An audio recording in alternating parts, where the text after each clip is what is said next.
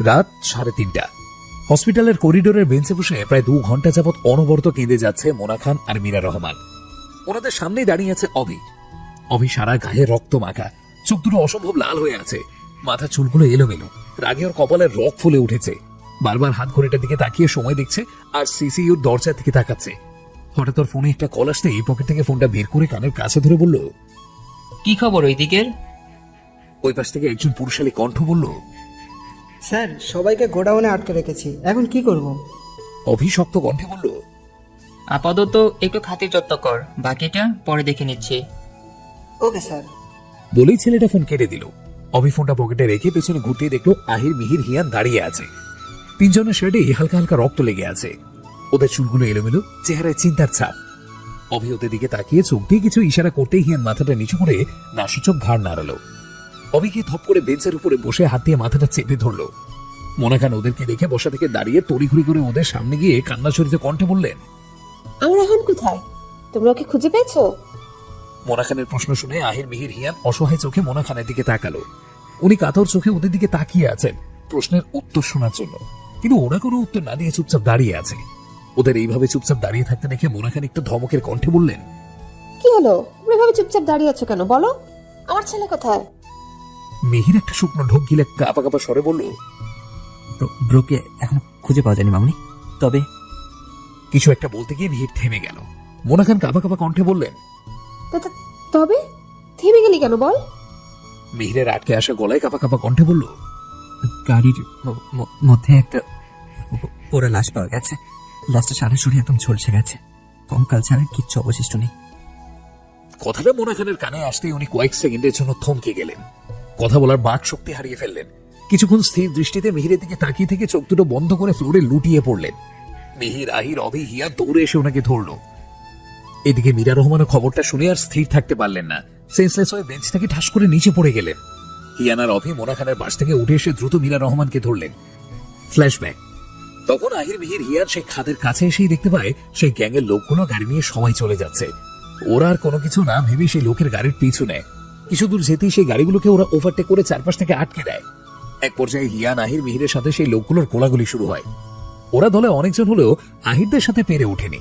কেউ কেউ কোন রকমে প্রাণ নিয়ে পালিয়েছে, আর যাদের ধরতে পেরেছে তারা কেউই আর এখন সম্পূর্ণ সুস্থ নেই, সবাই গুলি খেয়ে আহত হয়ে রয়েছে।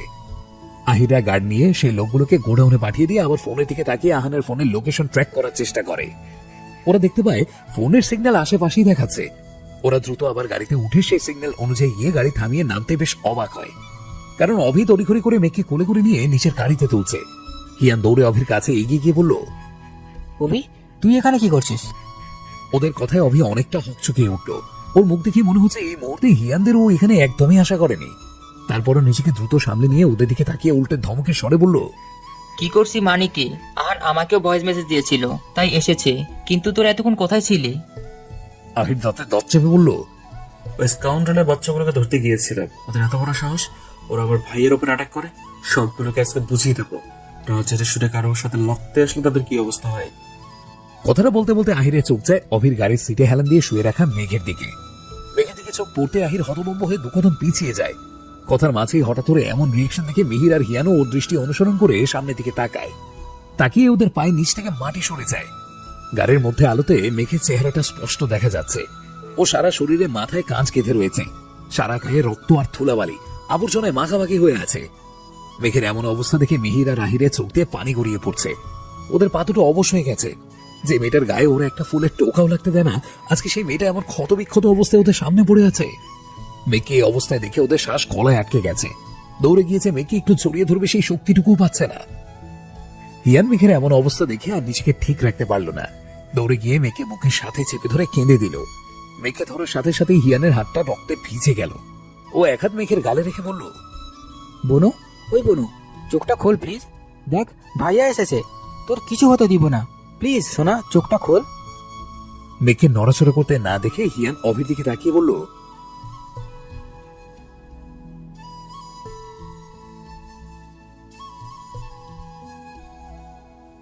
অভি কিছু বলছে না, ঠোঁট কামড়ে নিজের কান্না আটকে রাখার চেষ্টা করছে। হিয়ান অভির উত্তরের অপেক্ষা না করে আবারও মেঘের দিকে তাকিয়ে বলল, বনু, ওট প্লিজ, আমার সাথে একটুখানি কথা বল। চোখ খুলে আমার দিকে তাকা। দেখ, তোর আর কোনো ভয় নেই, আমরা সবাই এসে গেছি, তোর কিছু হতে দিব না। আমার সাথে একটু কথা বল সোনা, প্লিজ। হিয়ানের কথা শুনে অভি চোখ দুটো বন্ধ করে ফেললো। সাথে সাথে ওর চোখ দিয়ে দুফোঁটা পানি গড়িয়ে পড়লো। ও চেয়েও নিজেকে সামনে রাখতে পারছে না। অভি অন্যদিকে ঘুরে খুব সাবধানে চোখের পানিটা মুছে ফেললো।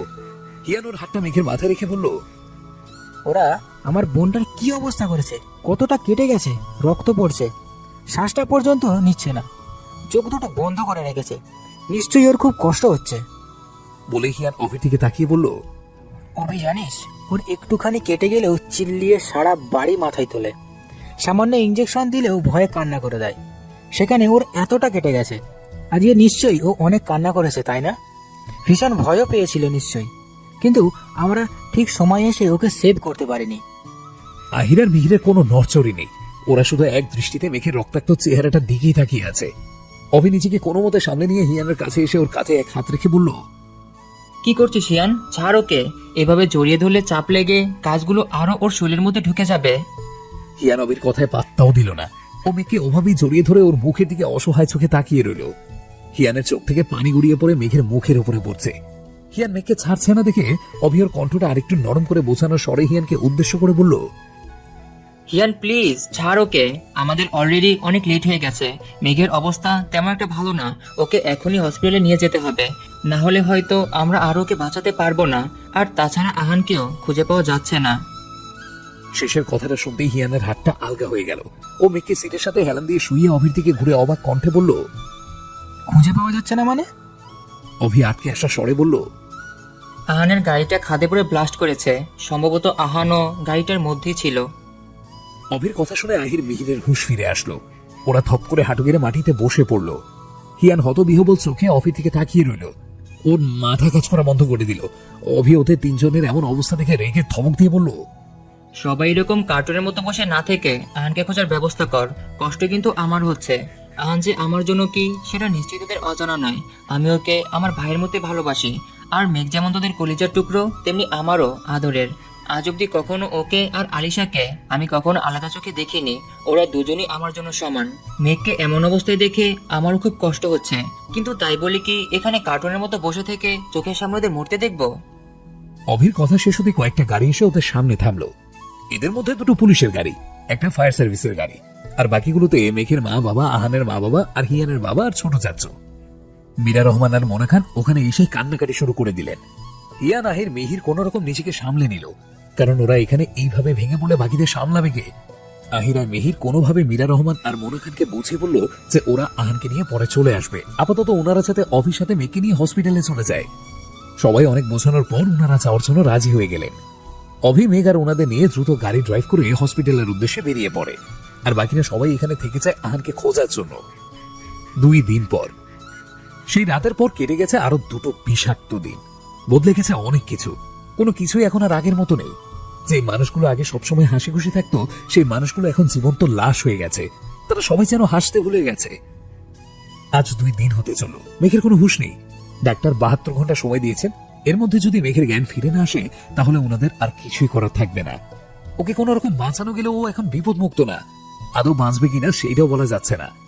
4 বছর আগে মেঘে যেমনটা হয়েছিল, এখন তার থেকেও খারাপ অবস্থা। চোখের সামনে এরকম একটা ভয়ঙ্কর ঘটনা ঘটতে দেখে ওর একটা ছোটখাটো ব্রেন স্ট্রোকের মতো হয়েছে। ও মানসিকভাবে এতটাই ভেঙে পড়েছে যে বাঁচার ইচ্ছেটাই হারিয়ে ফেলেছে। এই 2 দিন আহানকে খাত থেকে শুরু করে সারা শহরের হসপিটালে মর্গে তন্ন তন্ন করে খোঁজা হয়েছে, কিন্তু কোথাও পাওয়া যায়নি। সবার ধারণা গাড়ি থেকে যে লাশটা পাওয়া গেছে সেটা আহানের লাশ। সেই লাশটাকে আহাদ খানের ব্লাড স্যাম্পলের সাথে ল্যাবে ডিএনএ টেস্টের জন্য পাঠানো হয়েছে, তবে এখনো টেস্টের রেজাল্ট আসেনি। মিহির, আহির, হিয়ান, অভি এখনো ওদের পুরো পাগল পাগল অবস্থা। কি করবে কিছুই বুঝতে পারছে না।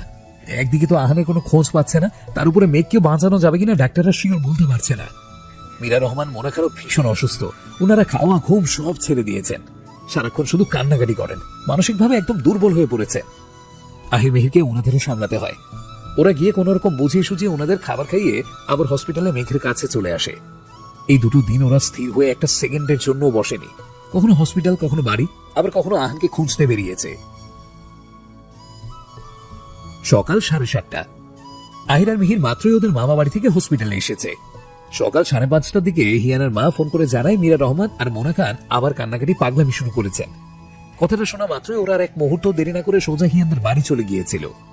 গিয়ে কোন রকম ওনাদের বুঝিয়ে শান্ত করে কিছু খাইয়ে তারপর আবার এখানে চলে এসেছে। চারতলায় এসে লিফট থামতে আহির আর মিহির লিফট থেকে নেমে একটু সামনে এগিয়ে আসতেই দেখতে পায় সারিকা, সাইফা, দিশা, রিজা, আলিশা ওরা সবাই ওয়েটিং রুমে সিটে বসে বসে হেলান দিয়ে ঘুমোচ্ছে। সবার ঘাড় কাত হয়ে হাতলের উপরে পড়ে আছে, যে কোনো সময় একটা মন নিতেই ওরা ধরম করে ফ্লোরে পড়ে যাবে। আহির আর মিহির ওদের কাছে এগিয়ে গিয়ে সবাইকে আস্তে আস্তে ঘুম থেকে তুলে বাড়িতে যেতে বলল, কিন্তু ওরা কেউই ওখান থেকে যাবে না বলে সাফ জানিয়ে দিল। আহির মিহির অনেক বোঝানোর পর ওরা আপাতত বাসায় যেতে রাজি হলো। তবে ওরা বাসায় গিয়ে ফ্রেশ হয়ে খেয়ে আবার এক্ষুনি চলে আসবে। হিয়ানার অভিও প্রথমে যেতে চাইল না, তবে ওদের অনেক বোঝানোর পর যেতে রাজি হলো। সবাই চলে যেতেই আহির আর মিহির গিয়ে আস্তে করে মেঘের কেবিনে দরজা নক করে ভেতরে ঢোকে। দেখে একজন নার্স মেঘের বেডের পাশে টুল নিয়ে বসে চুপচাপ ফোন টিপছে। দরজা খোলার শব্দে মেয়েটা ফোনের দিক থেকে চোখ সরিয়ে সামনের দিকে তাকিয়ে আহির আর মিহিরকে দেখে একটা সৌজন্যমূলক হাসি দিয়ে ওদের কাছে গিয়ে গুড মর্নিং উইশ করলো। বিনিময়ে ওরা গুড মর্নিং উইশ করে ভেতরে ঢুকে মেঘের বেডের পাশে টুল নিয়ে দুইজন দুই পাশে বসে পড়লো। এখন যদিও ভিজিটিং আওয়ার্স না, তাও নার্সমেটা কিচ্ছু বললো না, কারণ ডাক্তার ওদের দুজনকে যখন তখন ভেতরে আসার পারমিশন দিয়েছে। তবে এটা আহাদ খানের হসপিটাল সেই জন্য নয়। যেদিন মেঘকে এনে এখানে ভর্তি করা হয়েছিল সেদিন এই দুই ভাইয়ের পাগলামি সবাই দেখেছিল। ওরা হসপিটালের ফ্লোরে হাঁটু ভেঙে বসে চিৎকার দিয়ে কেঁদেছিল। ডাক্তারের পা অবধি ছড়িয়ে ধরে বোনের প্রাণ ভিক্ষা চেয়েছে। ওদের অবস্থা দেখে ডাক্তার নার্স সবাই কেঁদে দিয়েছিল। বোনকে যে মানুষ কতটা ভালোবাসতে পারে সেটা ওদের না দেখলে হয়তো ওনারা জানতেই পারতেন না। নার্সমেটা দরজাটা আস্তে করে চাপিয়ে দিয়ে আরেকটা চেয়ার নিয়ে ওদের থেকে অনেকটা দূরত্ব বজায় নিয়ে বসে পড়ল। আহির এক ধ্যানে শুধু মেঘের সাদা গজ দিয়ে মোড়ানো চেহারাটার দিকে তাকিয়ে রয়েছে। ওর চোখ দুটো ছলছল করছে, যে কোনো সময় টুক করে গড়িয়ে চোখ থেকে পানি ঝরে পড়তে পারে। মেঘের মুখে অক্সিজেন মাস্ক লাগানো, হাতে ক্যানোলা লাগিয়ে স্যালাইন আর ব্লাড দুটোই দেওয়া হচ্ছে। বেডের পাশে থাকা হার্ট রেট মনিটরে টুট টুট শব্দ জানান দিচ্ছে মেঘের হার্ট এখনো বিট করছে। আহিরের ইচ্ছে করছে এক্ষুনি এসব খুলে ছুঁড়ে ফ্লোরে ফেলে দিয়ে মেঘকে আগের মতো সুস্থ করে দিতে, তবে এটা যে ওর পক্ষে অসম্ভব। ও চেষ্টা করলেও কিছুতেই মেঘকে ঠিক করতে পারবে না। মিহির মেঘের দিকে তাকিয়ে একটা ম্লান হাসি দিয়ে মেঘের ক্যানোলা পরানো হাতটা ওর দুই হাতের মধ্যে নিল। তারপর হাতের উপর একটা চুমু দিয়ে ভাঙা গলায় বলল, তোর খুব কষ্ট হচ্ছে তাই না? আমাদের উপরে নিশ্চয় খুব রেগে আছিস। আমরা ঠিক সময় যদি আসতে পারতাম তাহলে হয়তো আজকে তোদের এমন অবস্থা হতো না। আমাদের মাফ করে দে প্লিজ, আর কখনো এমন হবে না। একবার তুই সুস্থ হয়ে উঠ, তারপর তোর সবসময় খেয়াল রাখবো আমি, প্রমিস। মিহির বসা থেকে দাঁড়িয়ে মেঘের দিকে একটু ঝুঁকে ওর কপালে একটা চুমু দিয়ে বলল, আজকে 2 দিন ধরে তো চেহারাটা একটু চলে দেখিনি, জানিস তোকে খুব দেখতে ইচ্ছে করছে। তোর মুখ থেকে একবার ভাইয়ের একটা শুনতে খুব ইচ্ছে করছে তোকে একটা বার শক্ত করে জড়িয়ে ধরে বলি, তোকে যে আমরা কতটা অসহায়। তোকে এই অবস্থায় দেখে এক একটা মুহূর্তে আমাদের শ্বাস আটকে আসে, বুকের মধ্যে অসহ্য যন্ত্রণা হয়। প্লিজ তুই তাড়াতাড়ি সুস্থ হয়ে যা, নিজের জন্য না হোক তোর ভাইদের জন্য। প্লিজ প্লিজ প্লিজ আবার আমাদের কাছে আগের মেঘ হয়ে ফিরে আয় না প্লিজ। 20 দিন পর মেঘের কেবিনের দরজার সামনে 4-5 জন নার্স ভয় জড়সড় হয়ে দাঁড়িয়ে আছে। কেবিনের ভেতর থেকে খুব জোরে ভাঙচুরের শব্দ আসছে। ওনারা জানেন শব্দটা কিসের আর কেনই বা এমন শব্দ করছে, তারপরেও কেউই ভেতরে ঢোকার সাহস পাচ্ছে না, শুধু বারবার হাত ঘড়ির দিকে তাকিয়ে কারো আসার অপেক্ষা করছে। হঠাৎ ওনাদের মধ্যে একজন নার্স বলে উঠল, থ্যাঙ্কস গড, ওনারা এসে গেছেন। এইবার ওনারা সবকিছু সামলে নেবেন। নার্সটার কথা শুনে বাকি নার্সগুলো সবাই পাশে তাকালো। দেখলো মিহির আর আহির সিঁড়ি দিয়ে দ্রুত উপরে উঠে এক দৌড়ে কেবিনের মধ্যে চলে গেল। ওদের ভেতরে ঢুকতে দেখে সবাই একটা স্বস্তির নিঃশ্বাস ফেললো। আহির আর মিহির কেবিনের মধ্যে ঢুকিয়ে দেখলো পুরো রুমটা একদম তছনছ হয়ে আছে। স্ক্যাপল, সিজার, ইনজেকশন থেকে শুরু করে চেয়ার, টুল, বেডের চাদর, বালিশ, হার্ট রেট মনিটর সব ফ্লোরে ঘোরাঘুরি খাচ্ছে। আহির আর মিহির এসব দেখে একটু আশ্চর্য হলো না, কারণ গত 15 দিন ধরে এই একই কাহিনী বার হয়ে যাচ্ছে। ওদের এখন এটা অনেকটা অভ্যেসে পরিণত হয়েছে। আহির আর মিহির একবার ফ্লোরে থাকা জিনিসগুলোর দিকে তাকিয়ে আবার সামনে তাকালো। দেখলো মেঘ অগ্নি চোখে ওদের দিকে তাকিয়ে আছে। আহির আর মিহির কিছু বলার জন্য একটু সামনে গিয়ে যেতেই মেঘ চিল্লিয়ে বলল, আমি আহানের কাছে যাব, আমাকে আহানের কাছে নিয়ে চল।